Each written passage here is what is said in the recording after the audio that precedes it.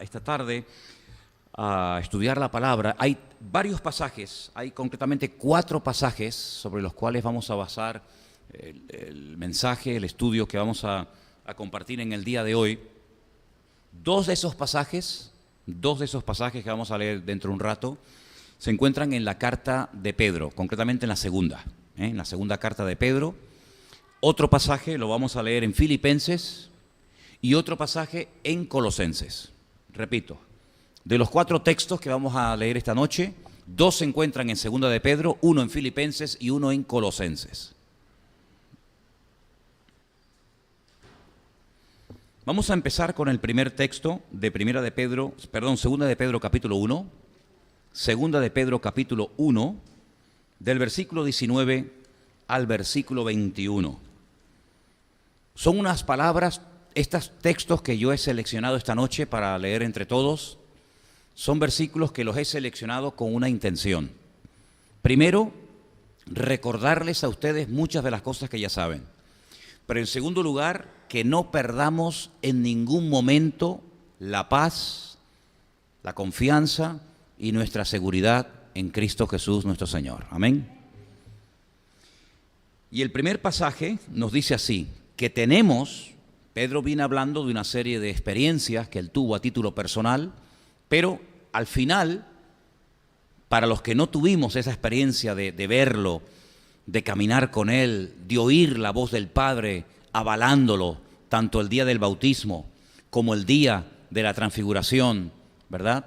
Pues para los que no tuvimos esa oportunidad y para los que no fuimos testigos oculares de aquellas experiencias que sin lugar a dudas marcaron la vida de estos hombres, dice, tenemos también, aparte de esas experiencias que él está compartiendo, su testimonio personal, tenemos también la palabra profética más segura. Que aquí está, la palabra de Dios. La palabra profética más segura, y dice, a la cual hacéis bien, no es un error, no es pérdida de tiempo, no, hacéis bien ¿en qué? En estar atentos, como a una antorcha que alumbra en lugar oscuro. Fijaros el ejemplo que pone, como una antorcha que alumbra en lugar oscuro, hasta que el día esclarezca y el lucero de la mañana salga en vuestros corazones.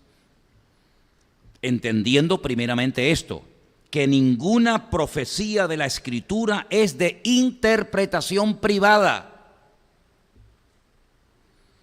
porque nunca la profecía fue traída por voluntad humana, sino que los santos hombres de Dios hablaron siendo inspirados por el Espíritu Santo. No es que se levantaban por la mañana profetas como Malaquías, Ageo, Sofonías, etcétera, y decían, bueno, voy a profetizar. No se les obligaba, como en algunas reuniones y en algunos retiros y en algunos círculos, evangélicos, casi que se les presiona y se les obliga a la gente a que profeticen, que se les ocurra, que digan cualquier cosa. No, ellos no profetizaban, dice, por voluntad humana, sino que cuando los inspiraba, cuando los motivaba el Espíritu de Dios, pues los ungía y automáticamente compartían el mensaje. Y ahora yo que estoy preparando un estudio sobre todos los profetas para darlo en el mes de diciembre en una iglesia que me ha invitado en Suiza, tengo que ir profeta por profeta, tanto los mayores como los menores, pues muchos de ellos hasta ponían la fecha, ¿saben? Ponían la fecha y decía el día tal, del año tal, en el mes tal, vino palabra del Señor por boca de tal y tal profeta. Y comparas el día, la fecha de dicha profecía con la siguiente que da, y a veces había años, hermanos, de diferencia entre una y otra. Fíjate que, por ejemplo, el otro día puse el ejemplo del profeta Jeremías, cuando a él le dice el pueblo que ha quedado después de haber sido destruida la ciudad de Jerusalén y haber sido llevados al cautiverio en Babilonia, y le dicen, bueno, ora y danos palabra de parte del Señor, es decir, dinos qué tenemos que hacer. Pues él se va y a la media hora no vuelve, sino que vuelve 10 días después. Un hombre como Jeremías, claro, pero es que, hermanos, las profecías que esta gente daba no se las inventaban, como lamentablemente a veces hay gente que se inventa. Y son palabras, bueno, pues de aliento, de ánimo, el Señor está contigo, el Señor te va a bendecir. Hermanas, no hace falta que usted me diga eso, yo se lo agradezco. Si usted me quiere decir que el Señor está conmigo, que me va a bendecir, que no tenga miedo, que el Señor me abrirá puertas, que el Señor me ama mucho y que me va a usar, pues mire, yo se lo agradezco, pero aunque usted no me lo diga, yo ya lo sabía. Yo ya todo eso ya lo sabía. Porque yo tengo la palabra de Dios, la palabra profética más segura, y además por escrito. Fíjese lo que le digo, lo tengo todo hasta por escrito, ¿verdad? Entonces esta gente profetizaba cuando el Señor los ungía, no cuando, ven, que te voy a dar una profecía. ¿Cuántas veces ha ocurrido que en un culto llega una persona y empieza a profetizarle a todo el mundo individualmente? Entonces, hermanos, en estos tiempos en los que estamos viviendo, en los que vamos a ver tantas cosas extrañas, tantas cosas raras, dice, hacemos bien, a mí me encanta esa expresión, me gusta muchísimo, hacemos bien en estar atentos a la palabra profética. Dice que es seguridad, es sinónimo de seguridad, y que brilla, nos ilumina el camino, lámpara es a mis pies tu palabra y lumbrera mi camino. Encontramos ese texto, esas palabras, ¿verdad? En el Salmo 119, hacemos bien, y la fuente de la información de nuestras vidas no es la prensa. La fuente de información nuestra no son las tertulias de televisión, de la radio. No, esa no es la fuente de mi inspiración ni la fuente de mi información. La fuente de mi inspiración y la fuente de la cual mana y fluye el conocimiento fidedigno, exacto y fiable a mi vida es la palabra de Dios. ¿Cuántos dicen amén? Las noticias que hoy aparecen en el periódico mañana las pueden desmentir. ¿Cuántas veces se han equivocado y han dicho, bueno, lo que ayer pusimos en el periódico o lo que ayer comentamos lo hemos contrastado y no eran realmente 1000 muertos, eran 10? O no fue realmente aquello, sino fue otra cosa. Entonces, no te olvides que en estos últimos tiempos, uno de los medios que más va a utilizar Satanás para traer desánimo, para traer temor, para traer dudas y para traer un montón de cosas negativas a nuestras vidas, van a ser los medios de comunicación.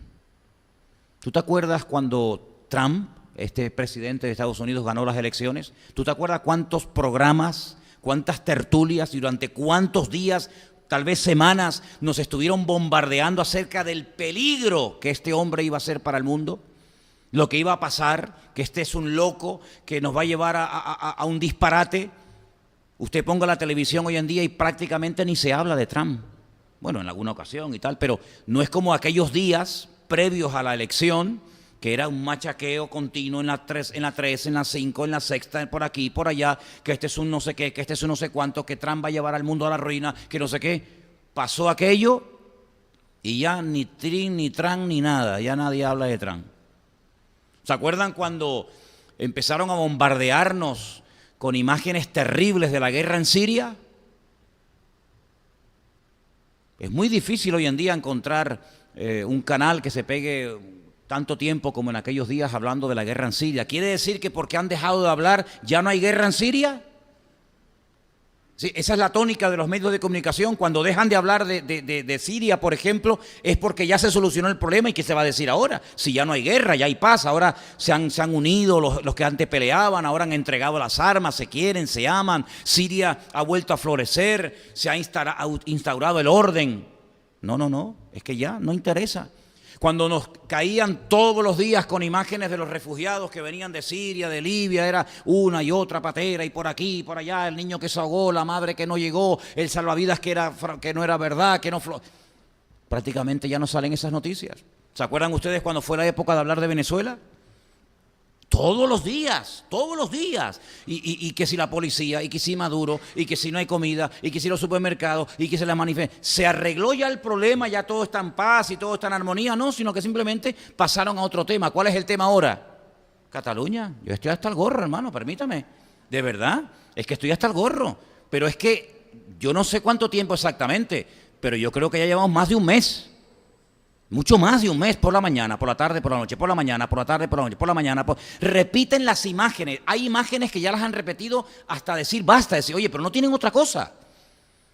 Yo a veces pongo otros informativos. Oye, son informativos variados. Que el mundo no es Cataluña, mijo. Cataluña tiene 7 millones de habitantes, el mundo tiene 6.000 millones, 7.000 millones de personas. No hay nada más en el mundo, ya no se mueren los niños de hambre, ya no hay problemas en África, de epidemias, de virus, de guerras, ya no se habla de otras cosas, parece como que hay una obsesión. Hermanos, los medios de comunicación no son la fuente de nuestra información. Nosotros no podemos entrar en ese juego. La fuente de nuestra información dice aquí que es la palabra profética más segura, a la cual hacéis bien en estar atentos y en obedecerla y dejar que ella ilumine nuestra mente. Porque muchas veces las noticias que recibimos, más que informarnos, nos desinforman y nos predisponen en una línea o en otra. Claro, las tienen todas, las tienen todas. No tienen problemas con horario, no tienen problemas con frecuencias, ellos tienen la sartén por el mango.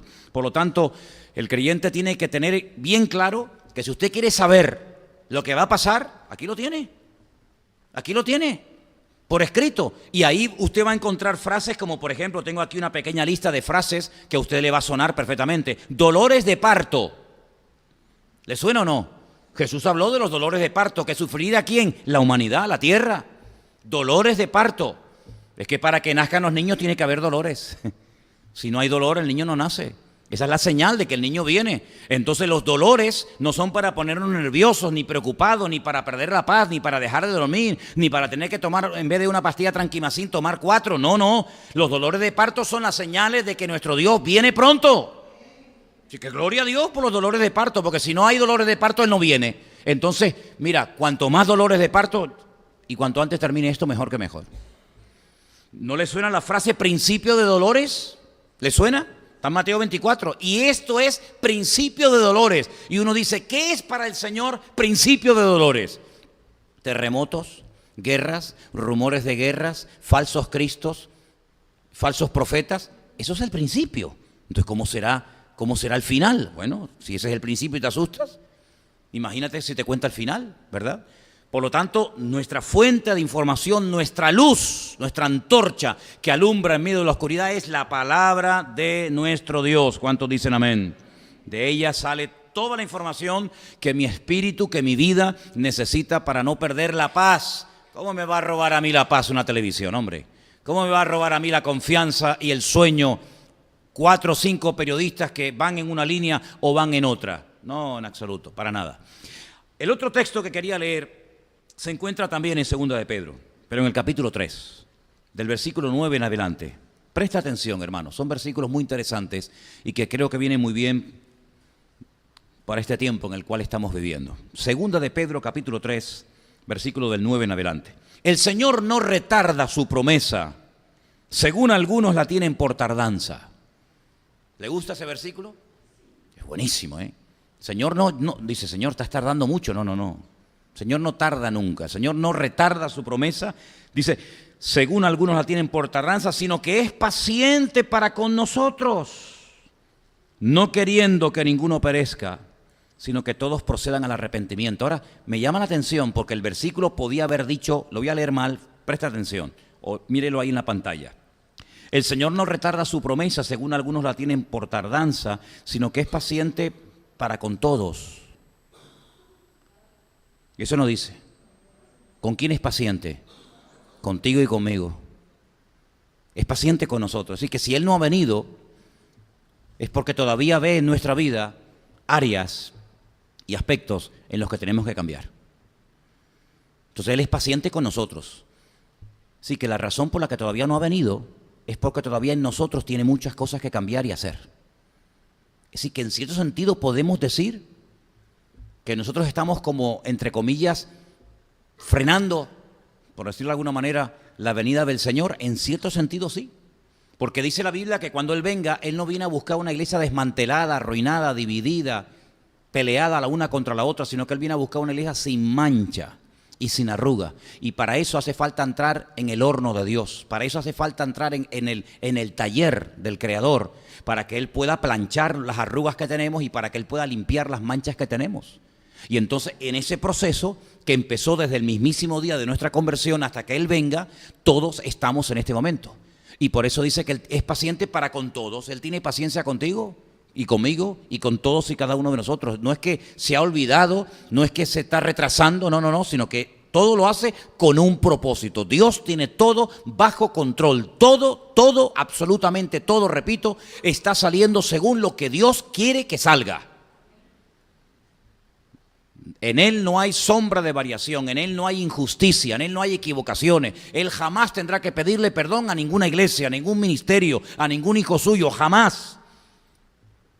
Él sabe lo que hace. Y Él está teniendo todo bajo su control, y Él es paciente con nosotros, porque Él está obrando, perfeccionándonos, cambiándonos, moldeándonos, como habíamos hablado el domingo. Y dice en el versículo 10, perdón, el 9, la última parte, no queriendo que ninguno perezca, sino que todos procedan al arrepentimiento. Todos tenemos que arrepentirnos de algo, o usted no. Porque si dice la palabra que Él está esperando que todos procedan al arrepentimiento, pues comencemos a arrepentirnos desde ahora mismo. Comencemos a arrepentirnos, seguramente de muchas cosas. Porque el día del Señor vendrá como ladrón en la noche. No es que Él sea un ladrón, sino que es un símil, es un ejemplo, ¿no? Será como ladrón en la noche. Es como cuando dicen, es que Satanás es un león. No, eso no dice la Biblia. No, pero es que dice, hay un versículo que lo dice. ¿Dónde lo dice, hermana? Hay un versículo que dice que Satanás está como león rugiente, como león rugiente, no como león. El único león que yo conozco es el león de la tribu de Judá, que es el Señor. Él es como león. Puede ser lince, gato persa, pero el león es el Señor. Como león rugiente. Dice que vendrá como ladrón en la noche. Que viene sin avisar. Para el mundo, para nosotros ya nos está avisando hace mucho tiempo. Dice, en el cual los cielos pasarán con gran estruendo. Upa. Y los elementos ardiendo serán deshechos. ¿Sabe la temperatura que tiene que haber para deshacer una piedra? Para derretir una piedra, ¿sabe la temperatura que tiene que haber? Pues aquí está profetizando eso.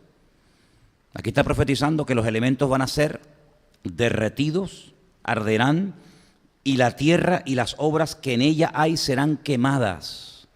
Uy, cuántos edificios, cuántos monumentos, cuántas cosas de las cuales presume el hombre hoy en día van a ser destruidas. Me imagino la Estatua de la Libertad derretida, la Torre Eiffel, las murallas chinas, el Taj Mahal y tantas maravillas de las cuales presume el hombre. Dice que todo eso va a ser destruido, las obras de los hombres van a ser destruidas. Qué tremendo, ¿no? Los millones que se gastan a veces en edificios, en monumentos, en ciudades enteras, y todo eso lo va a arrasar el Señor, porque cuando Él venga, la gloria y la honra no se la va a llevar el hombre, solamente se la va a llevar Él, la obra genuina y tremenda que Él va a hacer. ¿Cuántos dicen amén? Dice el versículo 11, puesto que todas estas cosas han de ser deshechas, lo da por cierto, ¿cómo no debéis vosotros andar en santa y piadosa manera de vivir? ¿Se da cuenta cómo nosotros sabemos lo que va a pasar? ¿Esto ya ha pasado? ¿Esto ya ha ocurrido? No. Esto es lo que va a ocurrir. Entonces, como sabemos lo que va a ocurrir y sabemos cómo, y casi diríamos que hasta dónde, pues dice la Biblia que lo que tenemos que optar es por llevar un modelo de vida, no como la que hablé el domingo del posmodernismo, ¿verdad? Donde todo vale, donde se mezcla todo. No, sino llevar una vida, como dice aquí, santa, diferente, distinta, piadosa, una manera piadosa de vivir, esperando y apresurando para la venida del día del Señor, en el cual los cielos encendiéndose, impresionante esto, serán deshechos y los elementos, los vuelvo a mencionar, siendo quemados, se fundirán. Pero nosotros, ahí está la diferencia, ¿se da cuenta? Pero nosotros esperamos, según sus promesas, que cielos nuevos y tierra nueva en los cuales mora la justicia. ¿Cuántos dicen amén? Entonces, de este mundo no esperamos nada. Al contrario, lo bueno de todo esto es lo malo que se va a poner todo. Aunque parezca una contradicción, ¿se da cuenta? Por lo tanto, nosotros esperamos cielos nuevos y tierra nueva. Nosotros no tenemos ese fanatismo, ¿verdad? Ese nacionalismo que nos lleva a odiar, a rechazar, a sentirnos superiores. No, porque nosotros tenemos otra expectativa de la vida. Nosotros vivimos en otra dimensión. Vivimos en el mundo, vivimos, lógicamente, pero no somos de este mundo. Me da igual vivir en España, en Venezuela, en Japón, en la China, en un continente. No, es que yo soy, bueno, algunos dicen ciudadano del mundo. Yo soy más que eso. Yo soy ciudadano del reino de los cielos. Yo no peleo por causas humanas, yo peleo por causas divinas y eternas, como es el Evangelio eterno del Señor Jesucristo. ¿Te das cuenta? Dice Filipenses precisamente esto, lo que estoy comenzando a decir ahora. El tema de la ciudadanía, uy, qué importante, ¿verdad? Filipenses, capítulo 3, verso 20. Qué gran verdad vamos a leer ahora. Y permítame decirles, mientras lo van buscando, Filipenses 3:20, que esta ciudad a la cual Pablo le escribe esta carta, la ciudad de Filipo, era una colonia romana. Era un lugar extraordinario para vivir. Fíjate qué lugar tan bueno era este, que muchos soldados romanos, cuando se jubilaban, se iban a vivir a esta colonia romana llamada Filipo. Porque en esta ciudad se vivía muy bien, muy cómodamente. En esta ciudad había rutas que conectaban otras ciudades. Era un lugar de tranquilidad, un lugar bonito. Y a esta ciudad donde Pablo estableció esta hermosa iglesia de los filipenses, les dice algo increíble, algo tremendo. La gente soñaba y pagaba grandes sumas de dinero para poder comprar la ciudadanía. Pero ahora mira lo que dice el Señor, Filipenses 3:20. Nuestra ciudadanía, ¿qué ciudadanía tenemos nosotros? ¿Cuál es tu ciudadanía? No, yo soy español, no, yo soy venezolano, no, yo soy americano, yo soy tal. Nuestra ciudadanía está en los cielos, de donde también esperamos al Salvador, al Señor Jesucristo, el cual transformará el cuerpo de la humillación nuestra para que sea semejante al cuerpo de la gloria suya, por el poder con el cual puede también sujetar a sí mismo todas las cosas. Este versículo 20 tenemos que interiorizarlo y tenemos que hacerlo nuestro. Mi ciudadanía es la del reino de los cielos. No somos de este mundo. Vivimos aquí, pero aquí estamos de paso. Todo esto son cuestiones humanas, políticas, militares, fronteras. Quítate tú para ponerme yo. Estas cosas a nosotros no nos tienen que afectar ni poner nerviosos. Estamos aquí, tenemos que vivir en un sitio, evidentemente. Y tenemos que tener un DNI, tenemos que tener un NIF, y tenemos que tener un pasaporte, tenemos que tener, sí, de acuerdo, son las leyes humanas. Las respetamos siempre y cuando no vayan en contra de la Escritura. Pero no nos olvidemos de que usted no puede dar la vida por una causa humana. O sea, ese patriotismo, ese nacionalismo ridículo que lleva a los pueblos a enfrentarse, a pelearse, a matarse, a odiarse, familias a enfrentarse y a pelearse y a guerrear, hermanos contra hermanos y primos contra primos. Eso es una locura, es un disparate. Nosotros los cristianos tenemos que estar por encima de esas historias. Dejemos eso a los del mundo. Dejemos eso a los que no tienen a Dios. Dejemos esas guerras inútiles a personas que no tienen las ideas claras. Nosotros no entramos en ese juego. Que se maten como perros si quieren ellos. Conmigo no cuenten. Nuestra ciudadanía es la de los reinos, la del reino de los cielos. ¿Cuántos dicen amén? Hay gente que se enfada por una bandera, gente que se mata por un himno. Por favor, nosotros respetamos, ¿cómo no? Por favor, faltaría más. No vamos a estar ahora quemando banderas, ni escupiendo a nadie, ni insultando a nadie, pero hágame el favor. Cuando veo a creyentes que se matan, pelean, se les transforma la cara, se le llenan de sangre los ojos y las venas se le hinchan, discutiendo que si la patria, que si esto. Yo digo, pero no ha entendido nada, mijo. No ha entendido nada. ¿Usted de dónde es? Yo soy cristiano, yo soy hijo de Dios. Bueno, nací, pues mire, nací allí. Yo no lo elegí. Fíjate, es que ni el Señor es tan sabio que ni en eso nos dejó decidir. ¿Dónde hubiera usted decidido? No, a mí me hubiera gustado nacer en tal sitio y tener el apellido tal. Pero mira, eso, Dios se encargó de eso. Ni elegimos dónde nacimos, ni elegimos dónde morimos. Dos cosas tan importantes, ¿verdad? Sin embargo, todo eso está bajo el control de Dios. Entonces nosotros no podemos entrar en esas discusiones, en esas peleas, en esas discusiones de bar, de taberna, en esas discusiones, ¿verdad?, efímeras, que por lo que se pelea hoy, mañana no tiene ningún sentido, ¿verdad? Entonces, por lo tanto, hermanos, nosotros tenemos que tener un equilibrio y tenemos que tener una filosofía de vida, pero muchísimo más elevada que todo eso, muchísimo más elevada que todo eso. Nuestra ciudadanía está en el reino de los cielos, dice la palabra de Dios. Le dijo la autoridad competente de la época a Jesús en su propia cara, ¿no me contestas? ¿Tú no sabes que yo tengo poder para condenarte o para soltarte? Ay, amigo, cuando tocó el tema de la autoridad, mira cómo saltó el Señor. Y le dijo, tú no tienes ninguna autoridad sobre mi vida si mi Padre no te la da. Si mi Padre no te da a ti autoridad, a ti no te entra ni oxígeno en los pulmones. Por lo tanto, no creas que tú eres el dueño de la autoridad, porque toda autoridad que podamos llegar a tener en esta vida en el orden de la política, en lo social o en lo espiritual, lo que sea, siempre es autoridad delegada. No es una autoridad nacida de nosotros mismos, de nuestro conocimiento, sino es una autoridad prestada temporalmente. Procura utilizarla adecuadamente y no hacer un uso indebido de la misma, ¿verdad? Por lo tanto, nosotros tenemos que tener un concepto mucho más elevado de nuestra existencia. Nosotros estamos aquí de paso para cumplir una serie de cometidos que espero que lo estemos cumpliendo. Una vez que hayamos cumplido con nuestro cometido, una vez que hayamos cumplido con nuestro propósito por el cual nacimos, se acabó, ya está, punto, se acabó. Mi objetivo no es ser ciudadano norteamericano, a mí me da igual ser ciudadano norteamericano, tener pasaporte español, tener pasaporte egipcio o no tener, me da exactamente igual. Nosotros en cierto sentido somos apátridas, en el sentido de que nuestra patria no es de este mundo, nuestra patria está, repito, en el reino de los cielos. ¿Cuántos dicen amén? Yo por lo menos lo veo así y creo que la palabra nos avala para comportarnos de esa manera. Y hay un texto más que quiero leer en esta noche. Está en Colosenses, capítulo 3. Sé que se ha leído muchas veces, pero sería bueno que lo volviéramos a recalcar en el día de hoy. Filipenses, por favor, capítulo 3. Colosenses, sí, capítulo 3, del 1 en adelante. Si pues habéis resucitado con Cristo, me paro aquí y pregunto, ¿usted ha resucitado con Cristo? ¿Esto qué significa? Si usted ha nacido de nuevo, si usted ha entendido el Evangelio, si usted ha aceptado al Señor, se puede explicar de muchas maneras, ¿verdad? Si usted ha resucitado con Cristo, ¿qué tengo que hacer? ¿Cuál es mi deber? ¿Cuál es mi obligación y mi prioridad en la vida? ¿Cuál? Buscad. Esto es un imperativo, esto no es una propuesta. Bueno, les propongo, muchachos, que ustedes tengan un tiempito a ver qué van. No. Esto es un imperativo, es una orden. Buscad. Como yo digo, párese, cállese, hable, coma. Son órdenes. Buscad. ¿Buscar qué? Las cosas de arriba. Eso no significa de que usted va a ir a la casa ahora, coge una escalera y se pone a mirar las cosas que tiene arriba del armario. Por favor, seamos ya maduros, No como maduros, sino que seamos maduros.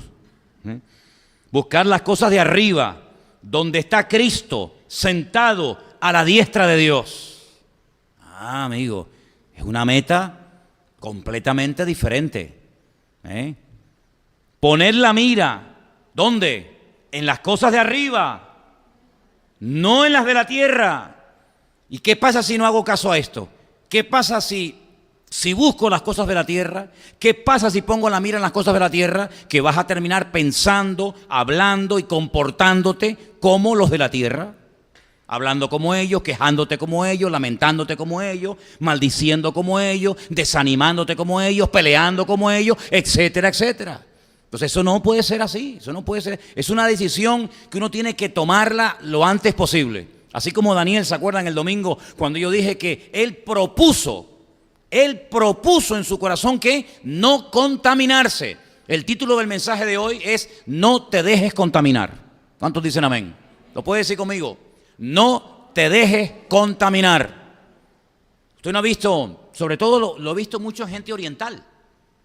Aquí en Canarias alguna vez la habrá visto, pero poca. Pero cuando usted viaja por ahí, usted encuentra a muchos chinos y a muchos japoneses con mascarilla. No sé, yo pensaba al principio que era gente que tenía una enfermedad contagiosa y a lo mejor se ponían eso para no contagiar, pero es que lo veo muchísimo. Cuando usted va a un museo, cuando usted va a un aeropuerto o cuando va a sitios donde hay mucha gente, usted se encuentra sobre todo muchos chinos. No sé si es que piensan que nosotros le podemos contaminar alguna bacteria, alguna vaina rara.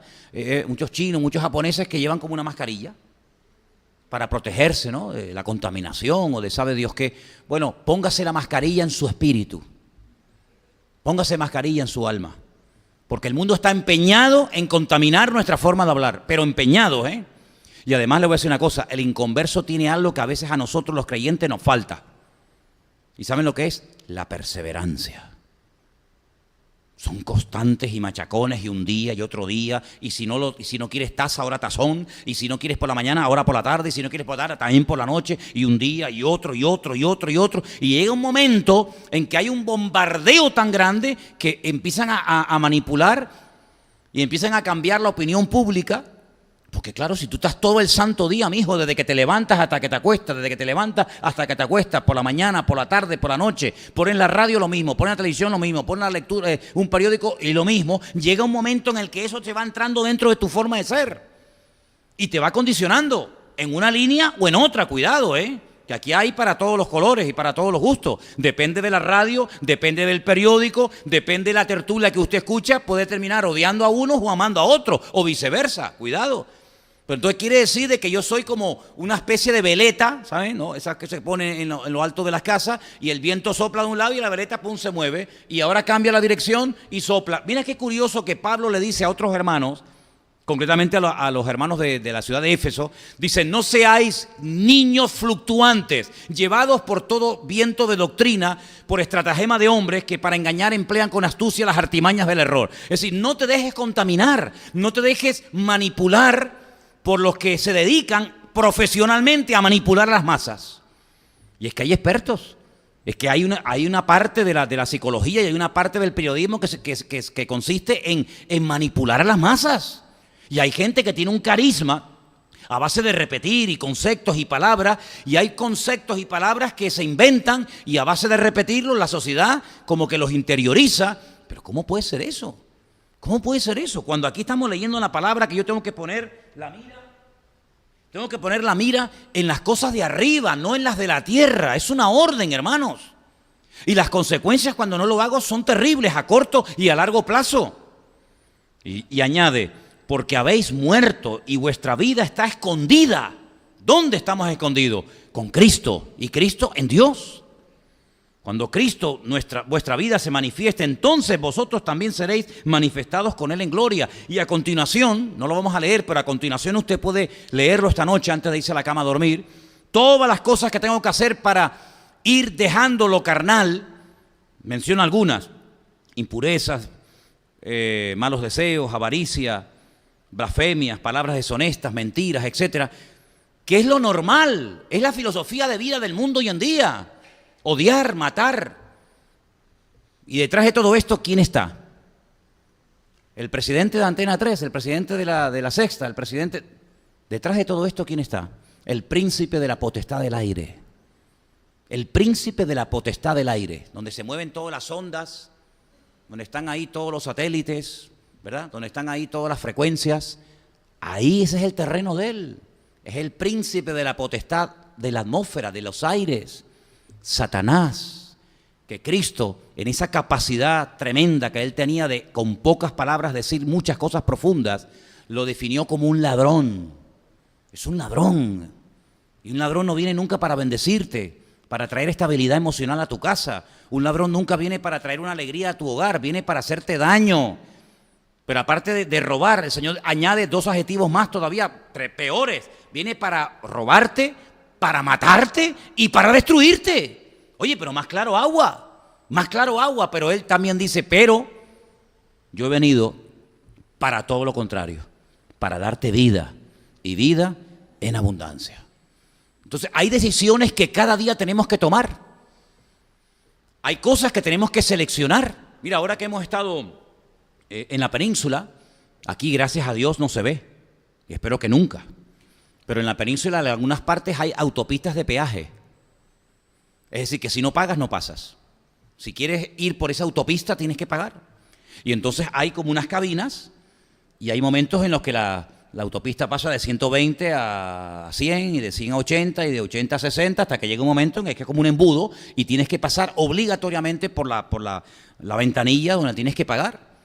Puedes pagar con tarjeta, puedes pagar con moneda, puedes pagar con una tarjetita que se pega en el parabrisas del coche y es el telepase y automáticamente él lo lee y se levanta la valla y pasa. Pero sea como sea, tienes que pagar. Si no pagas, no pasas. No pasas directamente. Oye, a mí eso me sirve para decirles que en la vida nos vamos a encontrar en muchos momentos en los que yo tendré la responsabilidad personal delante del Señor y delante de mí mismo de decir: tú no pasas. Tú por aquí no pasas. Malos pensamientos. Dice incluso Pablo a los filipenses. Dice: ustedes tienen que pensar en lo justo, en lo honesto, en lo verdadero, en lo que se puede en un momento determinado hablar en público. Pero todo lo que no es honesto, todo lo que no es verdad, todo lo que son chanchullos, todo lo que son medias verdades, todo lo que son medias... Él dice: en esto no pensad. En otras palabras, tenemos la capacidad y la obligación de decir: esto a mí no me conviene. El Señor no viene para decir este sí y este no, sino que Él vino y murió ¿por quién? Por todos. Vino a dar su vida absolutamente por todo. Y estamos viviendo unos tiempos en los que el mundo está tratando de crear parcelas y defender esas parcelas o esos terrenos a muerte. Y eso es muy peligroso. Eso es muy peligroso. Porque el cristianismo, fijaros, si ustedes estudian la historia de la iglesia, que ya tiene 2000 años, ya está bien, ¿eh? Ya está bien. Los cristianos han vivido en regímenes comunistas como usted no se pueden imaginar, pero no cuando ya dejaron de ser comunistas, sino cuando empezaron, que es muy diferente el comunismo de hoy en día al comunismo hace 100 años atrás, o 80 o 90, cuidado. Ya muchos están quemados de esa filosofía de vida, pero cuando arrancó, muchísimos cristianos estaban ahí. Y la iglesia ha sobrevivido hasta el día de hoy en regímenes comunistas, pero con una presión y una persecución terrible, y no pudieron con ella. Y la iglesia, los cristianos, hemos vivido bajo dictaduras y bajo sistemas capitalistas y bajo sistemas socialistas, y hemos vivido bajo los faraones, y hemos vivido bajo los César de Roma, que se endiosaban y creían que eran hasta dioses, ya eso era el colmo, ¿no? Y hemos vivido en regímenes donde esto era un desastre, una anarquía, que esto era como una selva donde cada uno hacía lo que le daba la gana. Y tú te das cuenta de que los cristianos desde hace 2000 años han sobrevivido y han traspasado el testigo del evangelio en cualquier régimen o en cualquier sistema. ¿Por qué? Porque se han mentalizado, porque es así, de que nosotros no somos de este mundo. Y tú te encuentras a un José, un creyente como la copa de un pino, con un nivel de santidad espectacular, te lo encuentras viviendo en el palacio con Faraón.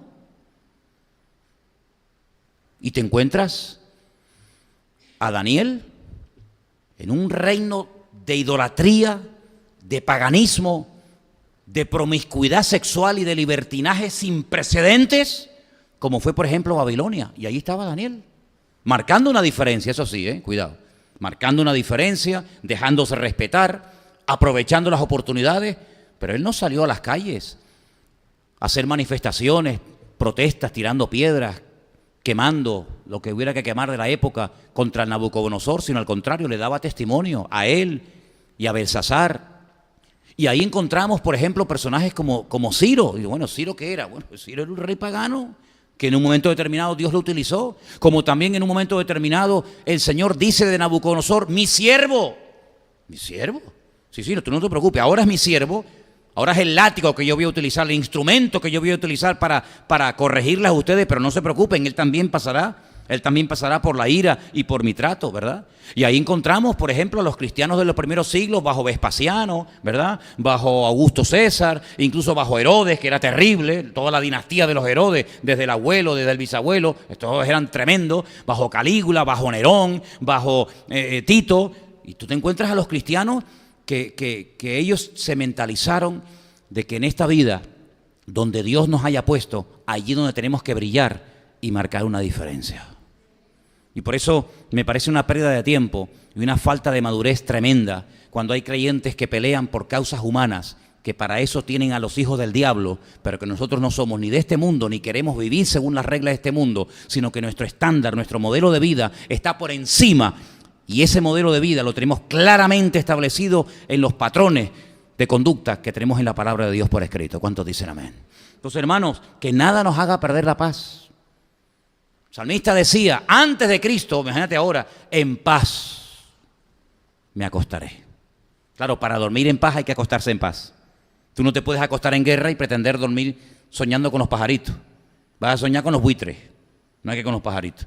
Pero dice el salmista, yo en paz me acostaré y asimismo dormiré, porque mi mente, mi cerebro, mis pensamientos no han estado contaminados, dejándose envenenar durante el día con lo que los hombres del mundo dicen, sino que yo me he llenado de los principios y de las promesas de mi Dios, sabiendo que aunque caigan por un lado y caigan por otro lado, yo estaré con ustedes todos los días hasta el fin del mundo. Entonces son cosas que sabemos, ¿verdad? Yo no estoy enseñando nada nuevo. Son cosas que sabemos, pero que a veces es bueno recordarlas. A veces es bueno recordarlas. Que caerán a tu lado 1000. Ah, caerán, sí, claro, te lo está diciendo. Caerán a tu lado 1000. Eso es un montón, ¿eh? Y a tu lado 10.000. Muchacho, pero a ti no llegará. ¿Y de dónde vendrá mi socorro? Mi madre, ¿de dónde viene? Si es que esto es un desastre, la banca se va al garete, los gobiernos se van al garete, este no tiene autoridad, el otro es un mequetrefe, el otro es un dictador. Bueno, tú tranquilo, poner la mira en las cosas de arriba, buscar las cosas de arriba, no las de la tierra, y yo no te dejaré ni te desampararé. Aunque la familia te falle, el pastor te falle, los amigos te fallen, el político te falle, el otro te falle, yo voy a estar contigo siempre, todos los días hasta el fin del mundo, hermano. Son cosas que sabemos, pero oye, que viene bien a veces recordárnosla y decir, oye, ¿de dónde vendrá mi socorro, muchachos? Irte desde allá arriba con los diezmos, las ofrendas, atravesar aquellas montañas, aquellos ricos donde se metían los ladrones, que sabían que iban los peregrinos a Jerusalén cargados con sus ofrendas y con sus donativos para la casa de Dios, y ahora yo emprender un viaje con cuatro niños, la mujer, los animales. Dios mío, me coge la noche, no hay hoteles, no tengo GPS, no tengo móvil, no puedo llamar al 112, estoy perdido aquí. ¿De dónde vendrá mi socorro? Mi socorro viene del Señor, el que hizo los cielos y la tierra. ¿Te das cuenta? Y no dará tu pie al resbaladero, ni se dormirá el que te guarda. Y aunque acampen ejércitos alrededor de ti, tú no tienes que tener mal alguno. Yo soy tu luz, tu salvación, tu escudo, tu estandarte. Bueno, y me puedo pegar toda la noche. Entonces, todas esas cosas que ya sabemos, oye, hay que decirlas a veces en alta voz, ¿sabes? Yo creo que hay un poder cuando decimos las cosas en alta voz. Porque a veces están ahí, dice que con el corazón creemos, sí, creemos, pero con la boca confesamos. Y se confiesa para salvación. ¿Y salvación qué es? Es liberación, es vida, es abundancia, es decir, yo proclamo en alta voz lo que mi Dios me ha dejado por escrito. ¿Cuántos dicen amén? Eso es importantísimo, ¿saben, hermano? Eso es importantísimo. Y tenía algo más por aquí y lo quiero terminar diciendo dos cosas más. Mire. ¿Se acuerdan cuando tuvimos aquí a este hermano? No sé si él es de Costa Rica o de Honduras, de un país de esos es. ¿Se acuerdan cuando tuvimos al hermano Renan Carías? O Renan Carías, ¿no? Carías o Carías, ¿no? Carías no. Carías, ¿no? ¿Se acuerdan cuando tuvimos? ¿Se acuerdan que él cantaba una canción que tiene una historia? Paz en la tormenta. ¿Se acuerdan ustedes aquella? Hoy yo he tenido todo el día en la cabeza, o momentos del día, esa canción en la cabeza. Paz en la tormenta, paz en la tormenta. Y veía en mi mente, imaginándome al Señor Jesucristo atravesando la tormenta. No en el Queen Elizabeth, no. No en un crucero de estos que llegan aquí al muelle y te quedas así. Tú dices, madre mía, pues se vive allá adentro mejor que en cualquier casa. Eso es una pasada cómo se vive allá adentro. No, en una barca, ahí apretuñados, sin luz, sin nada, entrando las olas, donde los marineros, que son los que tienen que transmitir. ¿Tú te imaginas a un capitán de un avión corriendo por todo el pasillo de un avión y dice, ¡ay, que se mueve mucho! Ay! ¿Tú te imaginas si eso es lo que me transmite el capitán? Pues si tú eres el capitán y tienes miedo, ¿a dónde voy yo? O el capitán de un barco, vomitando por la borda diciendo, es que el capitán está fatal, dice que ya no aguanta más. Durmiendo en la barca en medio de la tempestad. Yo veo en la Biblia a dos personas durmiendo en un barco en tempestad. ¿Tú los ves también? Yo veo a dos personas en la Biblia durmiendo en plena tempestad. Veo a uno que se llama Jonás, Jonah, que significa en hebreo paloma. Y veo al Señor Jesucristo durmiendo en la tempestad. El barco de Jonás era mucho más grande, porque dice que iban marineros, y se ve que era un barco muy grande porque iba en fin, cruzaba todo el Mediterráneo, iba desde Jaffa o desde Jope y venía al rumbo, digamos, a España. Luego era un barco grande, pero iba en tempestad y él se quedó dormido. Y veo al Señor Jesucristo en una pequeña barca que también se queda dormido. Los dos se quedan dormidos, pero mira la diferencia. Uno se queda dormido porque va en rebeldía y quiere huir de la realidad. No quiere aceptar la realidad. El otro va en obediencia y va con la paz, porque Él es la paz personificada, y va tranquilo porque las Escrituras, la palabra profética más segura a la cual hacéis bien en estar atentos, decía que cuando viniera el sagrado y bendito Mesías, moriría crucificado, no ahogado. Por lo tanto, si la palabra dice que yo voy a morir crucificado, aunque se traspasen los montes al corazón del mar, mi corazón no temerá, porque yo no voy a morir en esta tempestad, sino que yo nací para morir crucificado. Por lo tanto, me voy a echar una siesta y déjenme en paz. Si la Escritura hubiera dicho que el Mesías moriría ahogado, ay amigo, permítame la expresión, pata pa' que te quiero. Pero como las palabras del Señor decía que iba a morir crucificado, yo puedo dormir tranquilo. Hombre, me mojaré. Puede ser que la barca se bambolee, pero yo no voy a morir. Porque la palabra más segura dice la forma como yo iba a morir.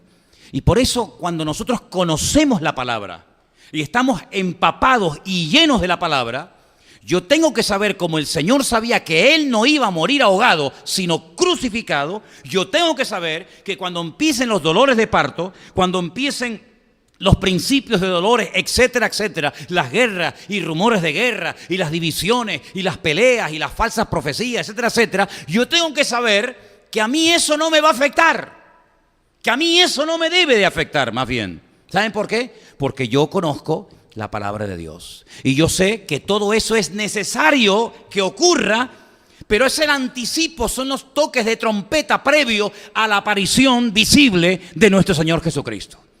Es decir, yo me preocuparía más si no pasa nada que cuando pasan cosas. Yo estaría preocupado y nervioso diciendo, oye, no hay guerras, no hay hambre, 25 años sin un terremoto, no hay paro, ya los hombres no matan a las mujeres como ocurre lamentablemente, ya los judíos y los palestinos ya comen juntos, hacen fiestas juntos, juegan al fútbol juntos, se van de vacaciones la familia de los palestinos y los judíos juntos, ya no hay guerras en el Oriente Medio, ya se llevan todos de maravilla. Yo estaría tremendamente preocupado, primero porque entonces me daría cuenta de que la Biblia es un timo. Y en segundo lugar, porque entonces en vez de estar aquí, lo que seguramente yo estoy muerto, estoy en el cielo y no me he dado cuenta que ya morí y llega la gloria. Pero mientras estemos en este cuerpo, mientras estemos en este valle de sombra y de muerte, la palabra de Dios nos dice que vendrán terremotos y todo tipo de barbaridades, pero el Señor, hermano, y quiero ir concluyendo, nos dio una gran lección en la antigüedad. Y por eso es bueno tener memoria espiritual, para mirar atrás y decir, Señor, si tú lo hiciste una vez, ¿por qué no puedes volver a hacerlo otra vez? En el arca de Noé, queridos hermanos, iba el justo Noé con su familia. Todos fuera murieron ahogados, todos fuera perdieron la vida, pero ellos, a pesar de que el arca la construyó en un sitio y apareció en el quinto pino y se movió y hubo tempestad y estuvo 1 año y pico entero sin salir del arca allí metido, él logró sobrevivir y gracias a la confianza, a la fe y a la obediencia de aquel varón de Dios y sus hijos, tú y yo estamos aquí en esta noche. Así que gracias a la obediencia de otro hombre, nosotros hoy en día podemos disfrutar de la vida y estar en este lugar alabando a nuestro Dios. ¿Qué te parece? Así que ya el Señor lo hizo. Vino un diluvio, vino un caos, una destrucción mundial, universal. No una cosa regional, no una cosa de una provincia, de una comunidad. No. A nivel mundial, la destrucción, la aniquilación de la humanidad. Noé con su familia se salvó, bendito sea Dios. En Egipto, el río Nilo en sangre, plagas, epidemias, muerte, el ganado se muere, úlceras, plagas de todo, de piojo, de mosca, de rana, de todo. Tinieblas en la casa de los faraones, luz, salud y presencia del Señor en la casa de su pueblo Israel. Hermanos, ¿no nos ha dado ya suficientes indicaciones nuestro Señor a lo largo de la historia de la humanidad para mostrarnos que cuando peor se ponen las cosas, por ejemplo el diluvio, por ejemplo la destrucción de Sodoma y Gomorra, por ejemplo la situación del pueblo de Dios en Egipto, etcétera, etcétera, etcétera, el Señor siempre ha actuado de una forma sobrenatural, protegiendo y salvando a su pueblo? Hermano, pero sí, es que todos los momentos más duros de la historia bíblica, Dios siempre ha estado. Oye, ¿a alguno de ustedes le haría ilusión dormir esta noche en una cueva llena de leones hambrientos? Es que es muy bonito verlos en el zoológico, ¿eh? Es que es muy bonito verlos de lejos. No, pero esta noche nos van a meter a todos en un foso lleno de leones que llevan 3 semanas sin comer, que tienen más hambre que los perros de un hippie. Amigo, allí se hizo visible la protección del Señor. En el momento más duro de la vida de Daniel, que no fue la deportación, la deportación era un chiste en comparación con lo que pasó esa noche ese hombre, pero allí estaba el ángel del Señor, dice que les tapó la boca, Les tapó la boca a los leones. Impresionante. Y no se hizo visible el Señor cuando se llevaron a José con una injusticia en un juicio, que aquello no era ni juicio ni nada, aquello era un simulacro, aquello era una tomadura de pelo, y lo meten en una mazmorra sin familia, sin comida, sin agua. Fíjate que uno de los salmos dice que pusieron sus pies y sus manos apresadas al cepo. Lo encadenaron. Un salmo lo leí, otro dice, oye, fíjate, en Génesis no lo dice, pero en los salmos dice que le pusieron cadenas en sus manos y en sus pies. Y dice la Biblia, pero el Señor estaba con José. Pues gloria a Dios. Y cuando los meten en el horno de fuego, hermano, el otro día yo calenté un poco de más la taza del café con leche y la fui a agarrar. Muchacho, mira. Y cuando fuimos a las termas estas romanas hace poco allá, ¿dónde era? En Orense. Había una en la que yo entré y me llegó hasta el tobillo. Yo digo, de aquí me mando a mudar. Hasta el tobillo. Y a estos los meten dentro de un horno de fuego que dice que lo calentaron 7 veces más. ¿Y el Señor no estaba allí con ellos? ¿Qué se creen? ¿Que ellos entraron y luego entró el Señor? No, ya el Señor estaba dentro, esperándolos. Y fuera no lo veían, pero en la prueba, en el fuego, sí lo vieron. El hombre me ata y el Señor me desata. El hombre me quiere matar y el Señor me da vida. Fuera, en la tranquilidad, no lo veo, pero cuando entro a la prueba, lo veo y Él está conmigo y hasta los inconversos lo ven.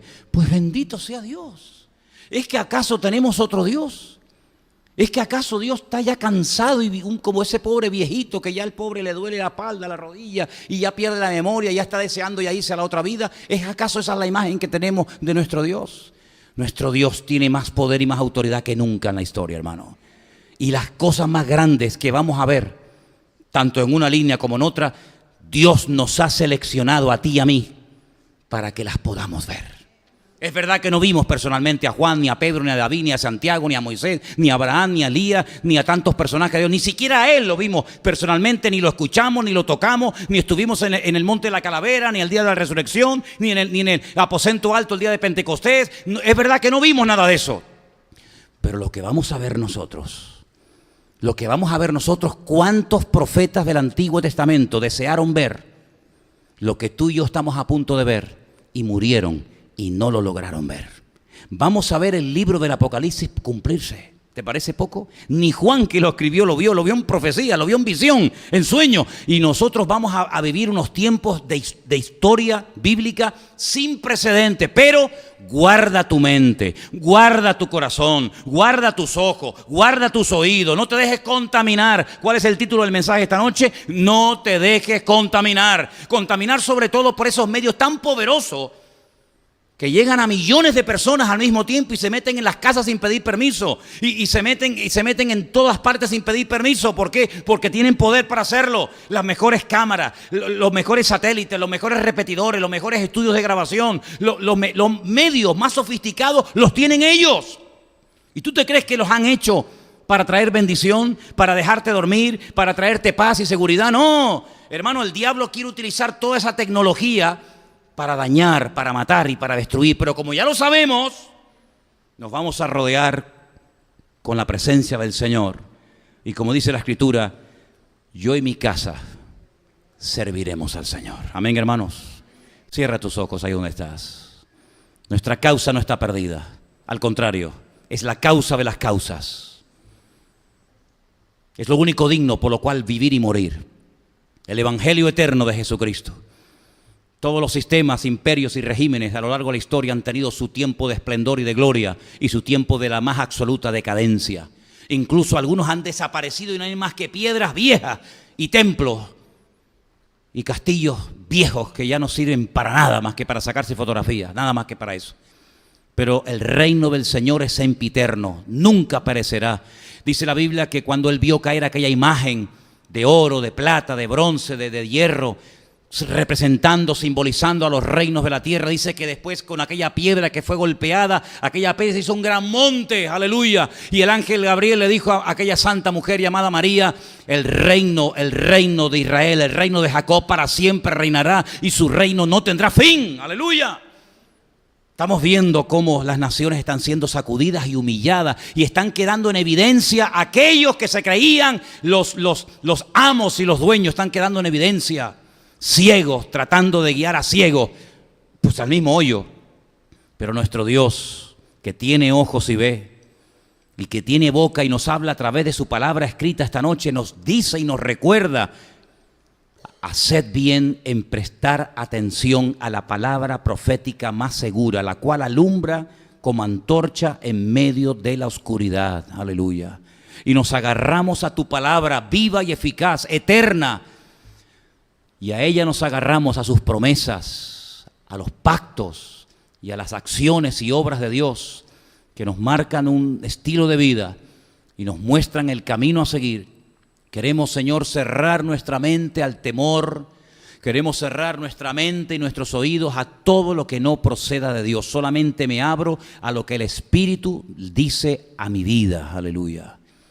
Y en esta tarde te doy gracias porque esta palabra inspirada, por la cual muchos han dado su vida para que llegue a nuestras manos hoy, me inspira, me motiva y me alienta para seguir adelante a la expectativa.